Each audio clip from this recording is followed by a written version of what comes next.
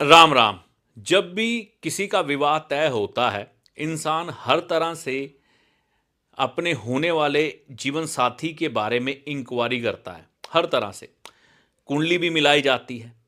लेकिन क्या आप जानते हैं, अगर ये चार बातें आप अपने जीवन साथी के बारे में नहीं जानते, तो आप जितनी मर्जी इंक्वायरी कर लीजिए, जितनी मर्जी कुंडली मिलान करवा लीजिए, आपका विवाह कभी सफल नहीं हो सकता। ठीक है ना? ये आदतें स्त्री के अंदर भी हो सकती हैं, पुरुष के अंदर भी हो सकती हैं।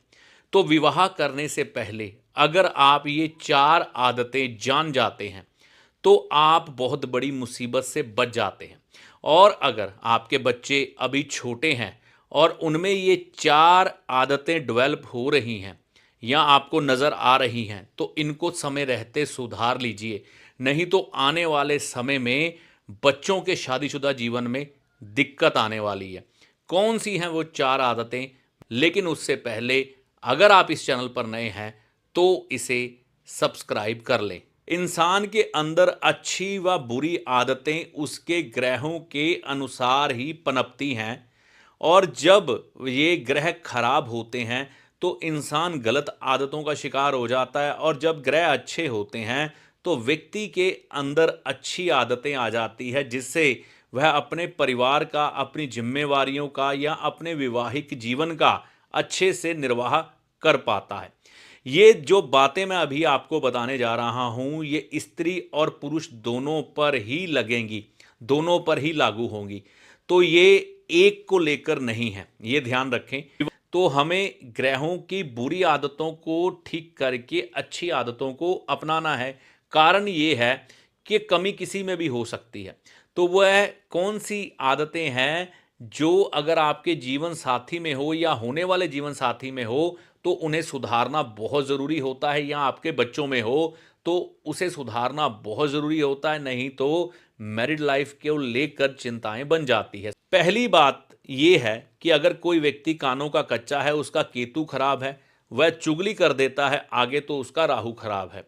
ठीक है ना? समझना हमें यह है कि जो व्यक्ति इधर की बात उधर कर देता है, अपने घर के राज बाहर खोल देता है, या फिर चुगली करने की आदत है, तो हमें यह समझना है उसकी गृहस्थी कभी भी सुख में नहीं हो सकती। वो अपने परिवार में भी विवाद खड़े करेगा, समाज में भी। तो उसे इन आदतों का सुधार करना चाहिए। अगर आपको आपके बच्चों में ये आदतें दिखाई दे रही है तो उनकी ये आदतें सुधारें। कानों का कच्चापन ना हो और चुगली करने की आदत और किसी बात को पचाने की आदत उन्हें ज़रूर सिखाइए। अगर ये आदत नहीं सुधरती तो सबसे पहला शादीशुदा जीवन को खराब करने का कारण बनता है। शादीशुदा जीवन में कई बातों को सहना पड़ता है, कई चीज़ों का त्याग करना पड़ता है। और अगर हम कहें कि हम इगोइस्टिक या फिर अहंकारी होकर वैवाहिक जीवन चला लेंगे, नहीं चल सकता। मैं ये नहीं करूँगा, मैं ऐसा हूँ, मैंने ये किया, मैंने वो किया, आई एम द बेस्ट, और मैं ये काम नहीं करूँगा, ये काम तुम्हारा है, और एडजस्टमेंट मैं नहीं करूँगा, तुम करो, तुम्हें सोचना चाहिए। तो ये बातें चाहे किसी के भी अंदर हो, चाहे महिला के अंदर हो, चाहे पुरुष के अंदर हो, ये एक सफल वैवाहिक जीवन की निशानी नहीं है। ये राहु खराब और मंगल बद की निशानी होती है। जब किसी में अहंकार होता है तो अपनी ये प्रॉब्लम को अच्छा वैवाहिक जीवन प्राप्त करने के लिए पहले ही सुधार लेना चाहिए। नहीं तो बाद में ये वैवाहिक जीवन को तहस नहस करने का सबसे बड़ा कारण बनता है। तीसरी आदत क्या है? तीसरी आदत है व्यक्ति का भावुक होना बहुत ज़्यादा। छोटी छोटी बात का इशू बना लेना, या किसी बात को बहुत ज़्यादा लंबा घसीटना, बात बात पे रोने लग पड़ना, छोटी छोटी बातों पर इमोशनल होकर आंसू बहाते रहना, और बेवजह ही दिन में कोई ना कोई रीज़न ढूंढ कर रोने का बहाना या शिकायत करने का बहाना ढूंढ लेना, ये कभी भी एक अच्छे वैवाहिक जीवन की निशानी नहीं है। इन लोगों का चंद्रमा बहुत बुरी तरह से खराब होता है, बुध बहुत बुरी तरह से खराब होता है, जिसकी वजह से वो अपना वैवाहिक जीवन पूरी तरह से खराब कर लेते हैं। तो ये आदतें अगर आपके अंदर दिखाई देती हैं तो इनको सुधारने के लिए अभी से कार्य करें और बच्चों में दिखाई देती है तो उनका सुखद वैवाहिक जीवन चाहते हैं तो ये आदतें सुधारनी शुरू कर दें अभी से। चौथी और आखिरी बात, जब किसी व्यक्ति का विवाह होता है ना, तो उसका एक परिवार नहीं होता, उसके दो परिवार होते हैं, महिला का और पुरुष का। ठीक है, उन दोनों को साथ लेकर चलना होता है और यहाँ पर दोनों परिवारों को साथ लेकर चलने के लिए कई एडजस्टमेंट करनी पड़ती है। कई जगह अपनी भावनाओं का त्याग करके दूसरे की खुशी के लिए त्याग करना पड़ता है, दूसरे की खुशी के लिए जीना पड़ता है। लेकिन अगर आप में सभी को साथ लेकर चलने की शक्ति नहीं है या आपके किसी बच्चे में यह शक्ति नहीं है कि वह दोनों परिवारों को साथ लेकर चले, और साथ में ऐसे व्यक्ति के अंदर यह भी शक्ति नहीं है कि वो परिवार में रह सके या परिवार से मेल जोल अच्छे तरीके से बना सके और अच्छे तरीके से चल सके, तो कहीं ना कहीं बृहस्पति ग्रह और मंगल ग्रह उस व्यक्ति के खराब होते हैं, जिनको सुधारने की बहुत ज़रूरत है। कई बार हम देखते हैं नए शादीशुदा जोड़े शादी में बहुत सारी गलतियां करती हैं, लेकिन जब बुजुर्ग घर में होते हैं, साथ में होते हैं, तो वो उनकी गलतियों को सुधार देते हैं अपने तजुर्बे से। इसलिए ये चौथी आदत भी बहुत अहम बन जाती है कि व्यक्ति के बृहस्पति और मंगल अच्छे हों और परिवार और दोनों परिवारों को साथ लेकर चले और बुजुर्गों को साथ लेकर चले।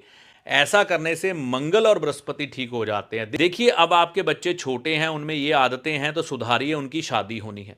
अगर आप शादी करने जा रहे हैं, आप में ये आदतें हैं तो सुधारिए अच्छी मैरिड लाइफ के लिए। शादी हो चुकी है तो भी ये आदतें सुधारें अच्छी मैरिड लाइफ के लिए। अब इन आदतों का सुधार हमें अपने में तो करना ही है, साथ में कुछ एक उपाय आपके लिए सहायक बनेंगे। सबसे पहले आप केतु के लिए केले का दान करें, धर्म स्थान में केले का दान करें और कुत्ते को कोई खाने पीने की वस्तु डालें।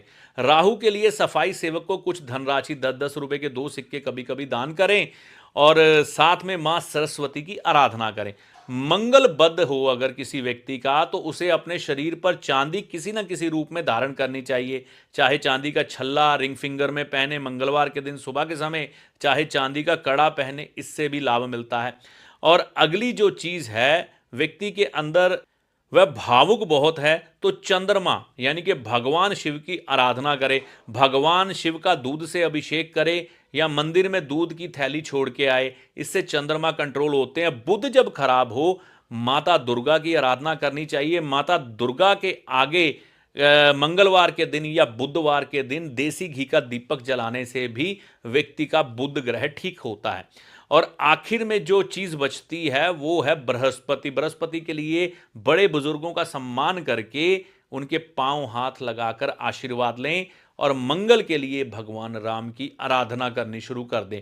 ये चीज़ें साथ में अपना लें और अपनी आदतों में भी सुधार करें। आप देखेंगे अगर आपके बच्चों में ये आदतें हैं वो सुधरनी शुरू हो जाएंगी, आप में है सुधरनी शुरू हो जाएंगी और आपकी शादीशुदा जीवन जो अगर अभी चल रहा है या शुरू होने वाला है या भविष्य में होगा, वह अच्छा हो जाएगा। तो ये मैंने इसलिए बताया कि हम कुंडली मिलान तो करवाते हैं लेकिन ये आदतें नहीं सुधारते। ये आदतें भी ग्रहों से संबंधित ही हैं। अगर ये आदतें सुधार लेते हैं तो आपके शादीशुदा जीवन को सुखमय होने से कोई नहीं रोक सकता। तो ये विशेष जानकारी थी आपके लिए। इस वीडियो में दी गई जानकारी का लाभ माता रानी की कृपा से आपको होगा। जय माता दी।